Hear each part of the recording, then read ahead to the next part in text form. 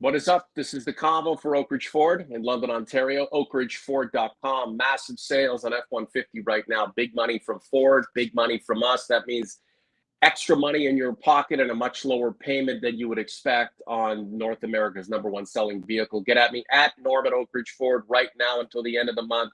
We're just basically giving them away. I'm going to help you out.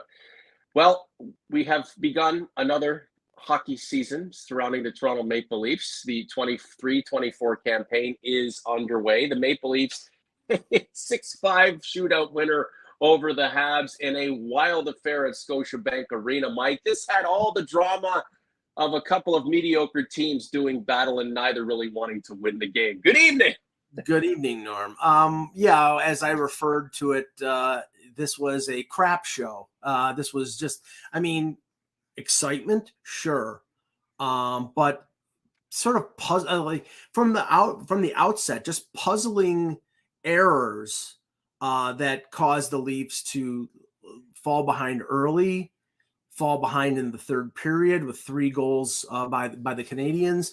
And then because the Canadiens are the Canadiens and they're going to be the last place team in the Atlantic, the Leafs strategically pull the goaltender 2 times in the last 5 minutes and get the tie thanks to Austin Matthews. I mean, he earned his $13.25 million tonight.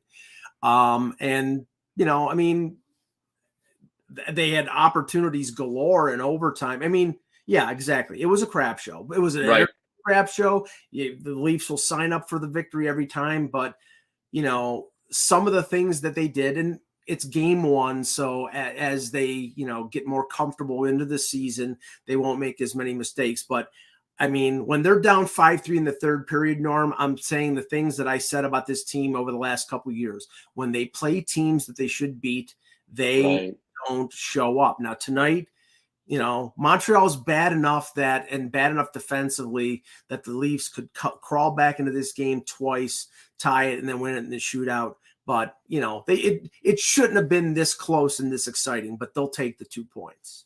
This is the Convo for Oak Ridge Ford in London, Ontario. OakRidgeFord.com. Jake Allen peppered tonight, 42 shots against 37 saves. On one hand, he's making George Vezina-esque stops. On the other, he's letting a team that nearly lost back in the game, and ultimately his team lost the game because he couldn't make a stop on Austin Matthews from the goal line to his left side late in the game when he needed a big save. So, his play was indicative of how this game went back and forth, and neither team really wanting to take a stranglehold over the entire contest. Like, you can blame it or attribute it, or blame it on or attribute it to the first game jitters for a lot of guys. Guys like Fraser Mitten out there and Noah Gregor, and you've got Montreal Canadiens playing in Toronto.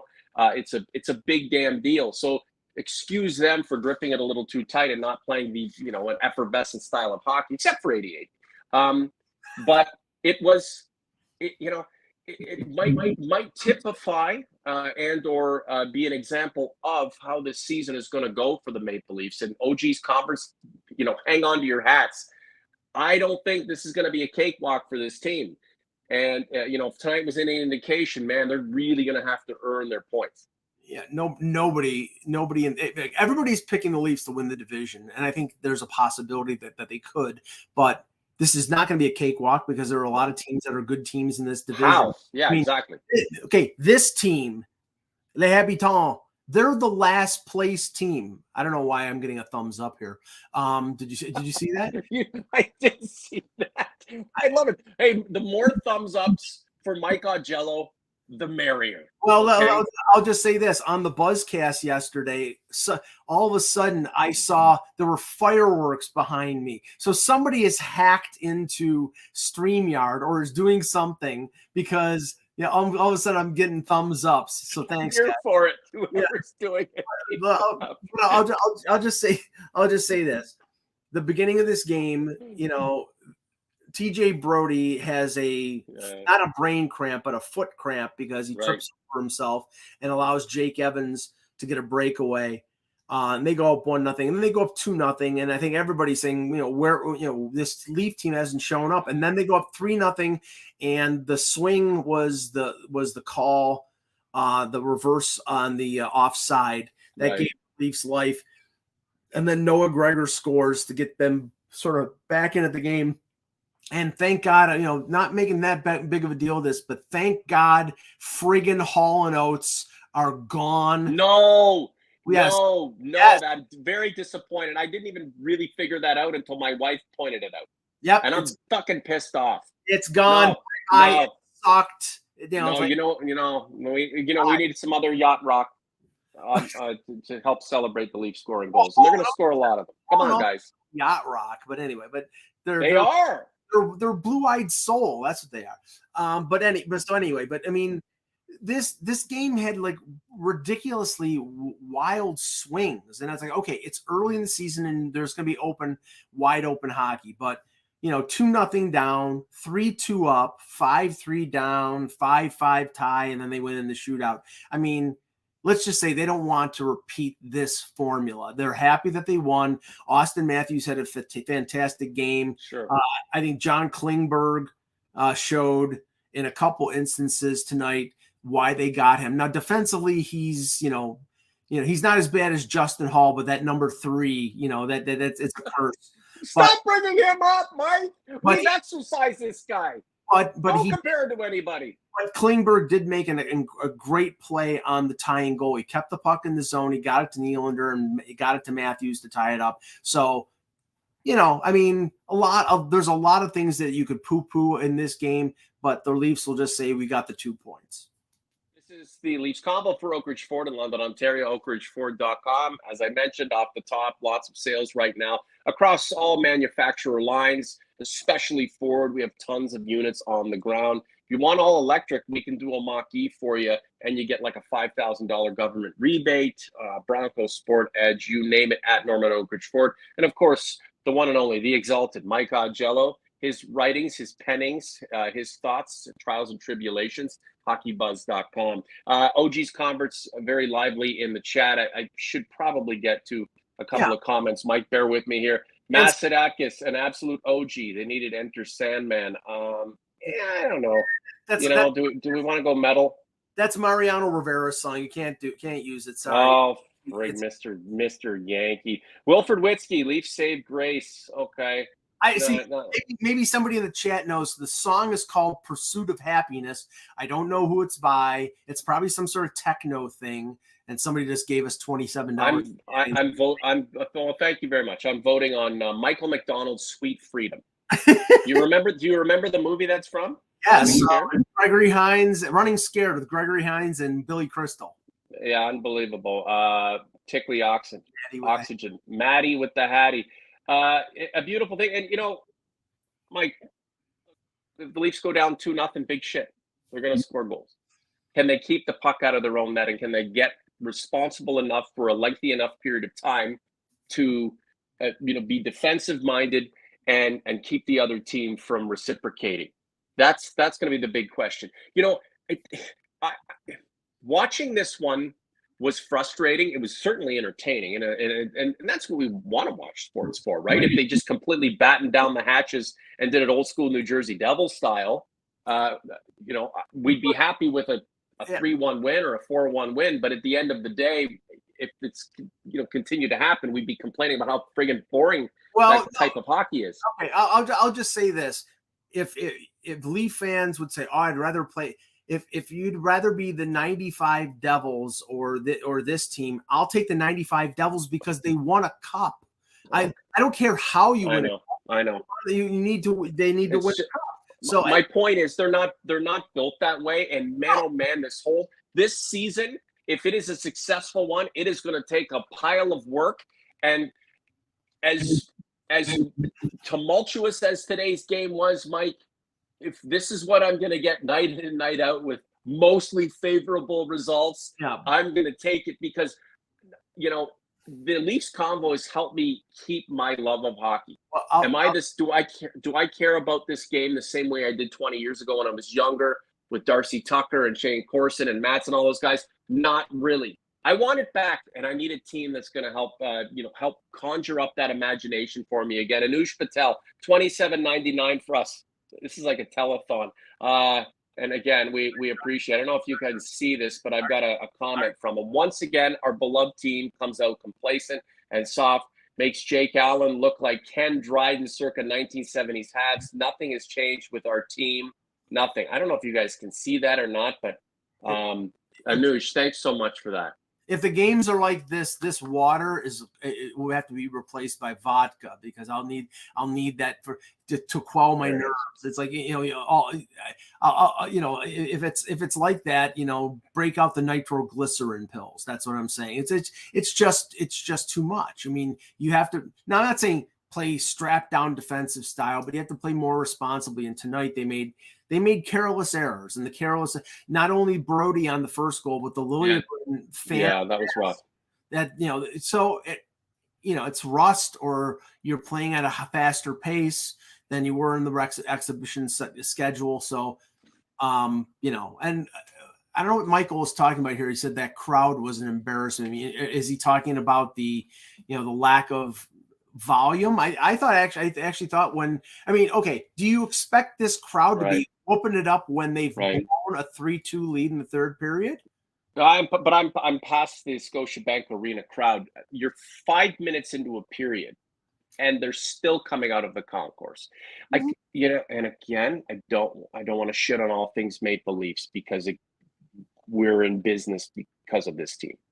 But that's got to be in terms of a fan experience, that's got to be one of the worst arenas that exists on this planet. There are too many people for such a small venue. Like, how long does it take to take a piss? 20 minutes? That's almost like a crime against human rights. Like, it's so stupid. And here's a funny story. 2001, somehow I got tickets to go see the Leafs. They were platinum seats. And I'm so stupid. I figured that I had to go up to go to the concourse to get to the bathroom. And I'm trying to crawl over seats to get out of our platinum section, because it's hoity-toity, right? It's posh. And the usher is like, don't you want to go and, in the big, roomy, palatial bathrooms downstairs with like marble countertops? Or do you want to go up with the people? I'm like, really? Went down there. You can watch the game from the bathroom down there. I mean, because, you're spending thousands of dollars on tickets. But for us common folk, going to the games, it's just so crowded. It's like, oh, good. What was the big deal? I saw Jim Cuddy. Well, shit. I've been lining up to go to the bathroom for 20 minutes. It's not a very ergonomically friendly place to watch it, to do anything. That's why I watch it at home. Part of the if you saw the announcement from MLS&E yesterday, that they're doing $350 million in renovations of Scotiabank Arena, and part of it will be the concessions, and in the 100 level, and I think they're probably there's probably going to be more bathrooms, there's probably going to be more concessions. It's going to be something that's more for. I I get that the optics are terrible. That most of the people platinums. I've walked through that area as a media member to go to either to get around to go up into the press box or in the mornings. It's very insular, and most of them are staying in there to get to get a drink or to get something to eat. And then if the play starts, if the play is going, they're not going to let you walk out until the next whistle. So these people might be ready. They're probably all piled up trying to come out. Yeah. So that, I'm not making excuses for them, but the only thing I say, like when I see it on TV and you see, half empty seats at the beginning of periods. Oh, I know. I understand. But this is traditional, right? I mean, it's daily when you run a podcast or you have all eyes on the team to shit on the crowd for not being lively enough. I'm over that. They are who they are, and the Leafs. We don't know if they are who they are, because they may morph into something more responsible in terms of entity that's trying to win a hockey championship, or a group of guys that have a passion and desire to get better, or it may be a dog's breakfast most night in and most night out. Real quick, a couple of comments here that I want to get to. Anush Patel again. Like, thanks again for the for the endorsement monetarily. And we don't necessarily need it, but thank you. Samsonov looked absolutely horrible. Okay, well, he's not wrong. 24 shots against 19 saves. So yeah, it wasn't a debut. It wasn't a season debut to write home. He's not writing back to Moscow to say, "Mother, I had a stellar game and led this team to victory." He wasn't strong. I mean, couple of the goals he had no chance on. The Caulfield goal, the one that picked the corner, he had no chance on. The Jake Evans breakaway. You would hope that he stopped Jake Evans because Jake Evans is the fourth line guy, but he didn't. I mean, he made one big save, and then like right after he made the big save, there was a goal. So he wasn't particularly strong. I mean, Allen faced 40 plus shots and he was strong, but it was just a preponderance of shots that got through to him. I mean, again, early in the season, you don't make any judgments. I mean, Samsonov, if you we're going to look at the schedule, there's not many back to backs. There actually are none in October. Yeah. So, but I think that the goaltending is going to be not a 50-50 split, but I think it's going to be more than Wall is going to be more than just a backup. I think he's going to end up playing around 30 games. Does he get the Minnesota game? No, but he might get the Chicago game because,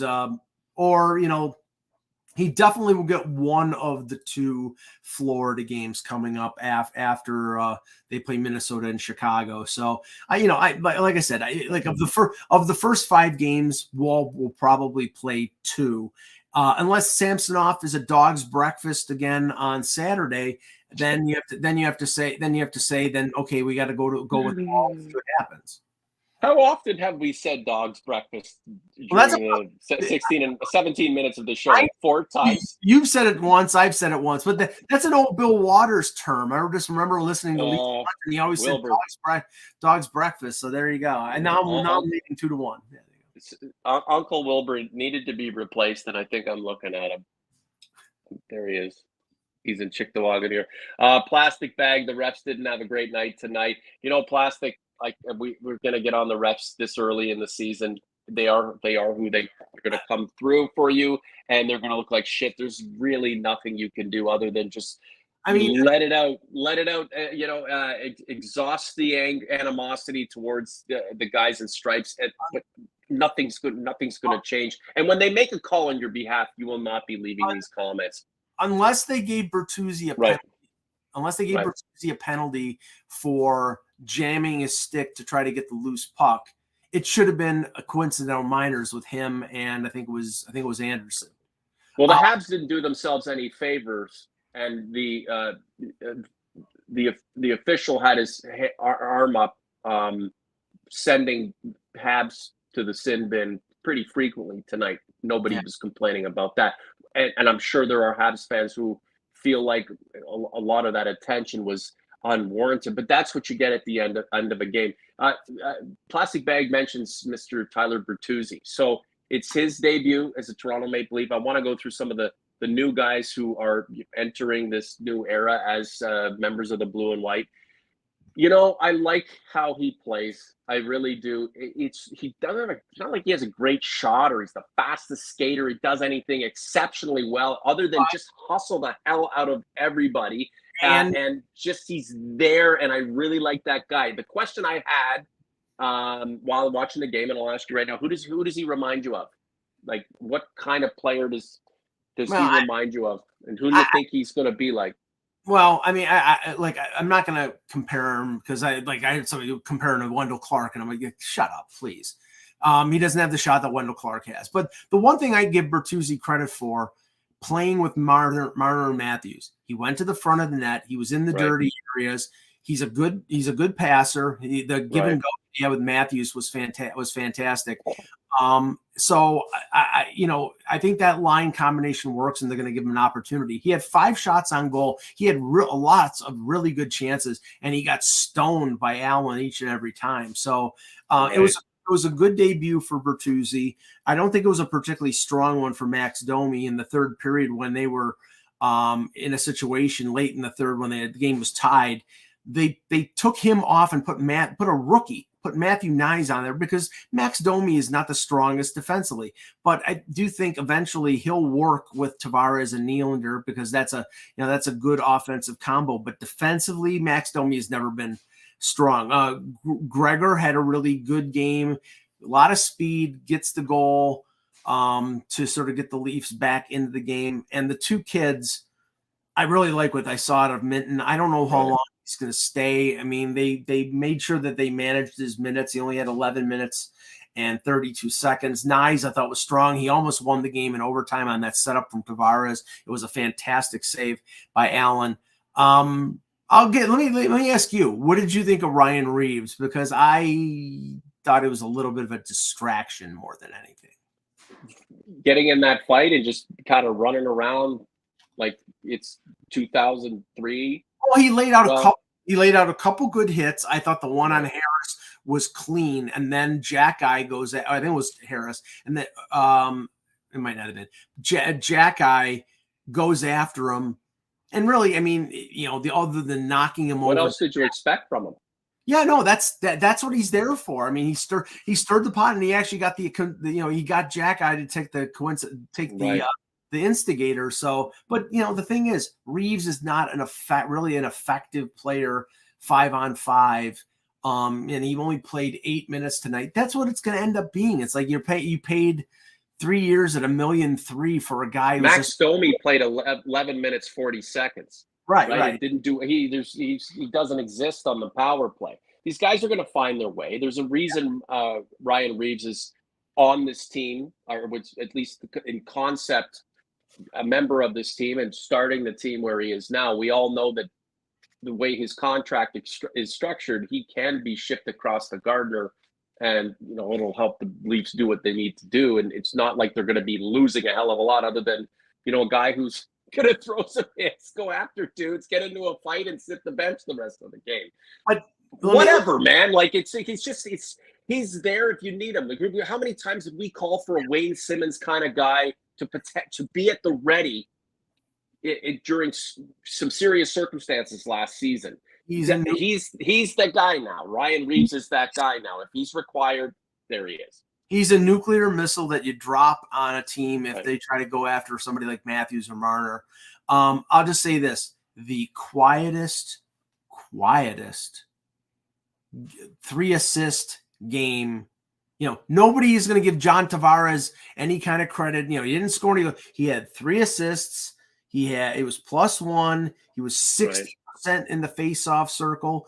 Anybody who criticizes John Tavares, he does. And I'm saying he doesn't do that. He does that on most nights. He's there. Right. He's competent. He's solid. Okay, maybe he's not worth $11 million, but he's a good goddamn player. So people get on us for talking about moving Nylander out, and half of those people want Tavares moved out. Again, it's nothing personal. It's how do you make the team better, right? If you absolutely adore a player or adore a hockey figure like a Kyle Dubas, just follow him to Pittsburgh. If Nylander gets traded mid-season or next season, just follow him to whichever team he goes to, right? If you are a Tavares guy and he ever got moved or he's just retired, follow him to the beer league. Okay, it's not a big deal. You're right, just super competent. And one of the commentators during the pregame was or mid period or whatever it was, talking about comparing a Tavares to a Tyler Bertuzzi, whereas Tavares is sharp and tight and quiet and does his job. Bertuzzi's an unmade bed, and he's just kind of all over the place, and he looks the part too, right? I like the mosaic, Mike. And just watching tonight, I just saw a bunch of guys who are going to try their hardest and give it their best, might win an Atlantic Division, may just squeak into the playoffs. They'll do what they can, and I'm not sure any of us will be fully satisfied with how it all comes to pass. Okay, the Leafs win 6-5 in a shootout. Another question, I'm going to put this on community, youtube.com/Leafs Convo/community. It's going to be a poll. Would you rather another 5 minutes of 3-on-3 or go into the shootout after 5, Mike? I hate the shoot. I have no interest in the shootout. Watching that shoot, it's anticlimactic, and it is what it is. but I'd rather see this shootout extend or the 3-on-3 extended 5 minutes. I know I'm an old man, but I don't see a problem with ties. It's like if you're, and I'm not talking about bow ties or okay, Barcelona, Inter Milan. Like, oh no, but hey, there are a lot of ties in the NFL now. All I'm saying is, I'm fully in favor of 3-on-3 for 10 minutes and no shootout. But at the end of the 3-on-3, if it's tied, then the end's in a tie. Who cares? I think that's fine. Okay. All right. Well, you know what? I'll add that as another option. In the Leafs Convo poll, youtube.com/Leafs Convo /community is where you can find the poll. OG's Commerce, thanks so much for being here on opening night 23-24. Your Maple Leafs a 6-5 shootout winner over the rival Habs, getting set up for a game at home versus the Minnesota Wild in the next couple of days. That'll be a lot of fun, and that'll kind of precede what we're going to do for the Sunday Spectacular. Like the content, subscribe to the channel. We've got all kinds of shows and interaction and just product coming your way for TLC 6. Mike, last word to you. Leafs win. That's it, eh? Is that going to be the headline of your column in hockeybuzz.com in the next couple of minutes or what? Well, it won't be posted until tomorrow morning, but no, I mean, pretty much. I mean, people have to be happy that they won the game, but right. I just say, there are warning signs there, but enjoy the 2 points. And enjoy the 2 points and enjoy the victory over the Habs. Well, anytime the Leafs can beat the Habs, it's a joyous, momentous occasion. So let's celebrate in kind. Another 81 regular season games to go, and let's hope beyond that a very lengthy playoff run. And I did see a comment here that I wanted to get to, and it's just, wow, everybody's in the chat. Danny Griddick from the East Coast of the United States. I'm with Mike. Bring back the tie, 2 points a game to the winner, or split a plastic bag. The Leafs can win the President's Trophy. They can. Who cares? Sure. 31 teams can now, and then they'll figure it out pretty quick. What did the President's Trophy winning team do last year? They lost in the first round. He's just suggesting that they can win it. It's not like it's that. But it's more novelty than it is an achievement. That really, should be the goal. I mean, look at the baseball playoffs. Baltimore Orioles just running over everybody, and they're gone. The Dodgers, another season followed by a great season, followed by postseason disappointment. Right? It's it's really how you truly finish. Never mind the big milestones along the way, and it can be a double-edged sword, right? I mean, these things can propel you, but you can also get caught up in them, and it's certainly unfortunate. Well, we've got to go. Don't forget, we'll be back in 72 hours time. In the meantime, celebrate the fact that the Leafs somehow pulled it out against the rival Habs, and that there will be so much more hockey in store, and we'll be here to labor over it. For Mr. Augello in Cheektowaga, New York, I'm Norm in London, Ontario. OG's Commerce, thanks for being here. Talk to you soon.